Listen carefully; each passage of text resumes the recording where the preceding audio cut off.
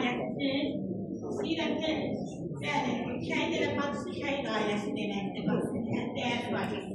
Bir şəhid ailəsi olaraq, şəhid bacısı olaraq istəyirəm ki, siz də öz ürək sözlərinizi Gülü xanımla bölüşəsiniz.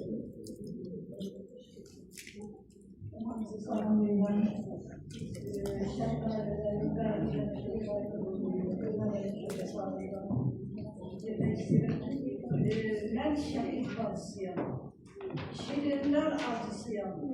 Hem gülerim, hem ağlarım, ağlayanın bacısıyam. Benim kardeşim var, Kızılır ayında şehit oldu, Özdoğan'ın kendinde, sefer okuyacak, sefer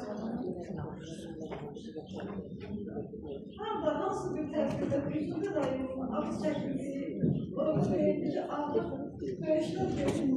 Bir anlığa da olsa, aşağıda bakan kimi ben öz şehit kardeşimi görürüm. Benim ya Resulallah, ne yaxşı benim de şehit aile oldu, bugünkü güne anaların karşısında utanmadım, bazıların karşısında utanmadım. Ben təxmin edirəm ki, Yavər Səfərovun bacısıyam.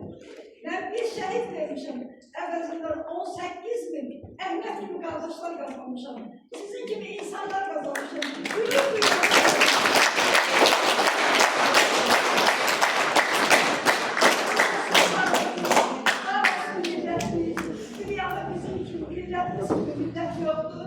Bizim şehit analarımız, bizim şehit bacılarımız, bizim şehit ailelerimiz dünyanın bütün hanımlarından seçilir katlanır.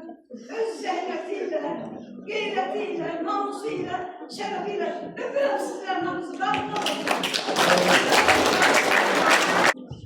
Çok danışılıbdı, onlar tarih yazırlar. Məqsəd danışacaq. Tarih yazanların tarixini də öz kitablarında əvvəli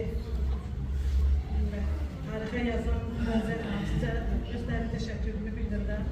Var olasınız.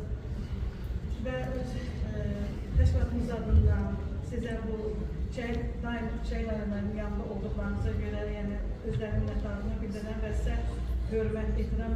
Olaraq sizə şəklinizi böyütürmüşəm. Değerli yazarımız, çok sağ olun, var olun.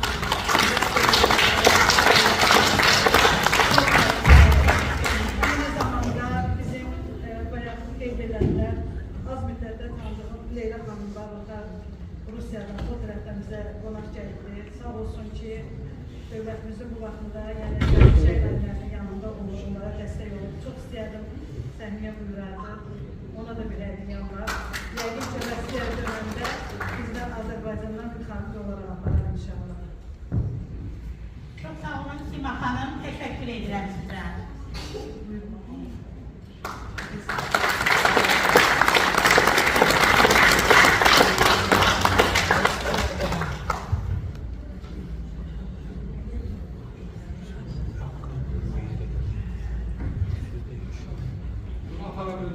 Teşekkür ederim Sima Hanım.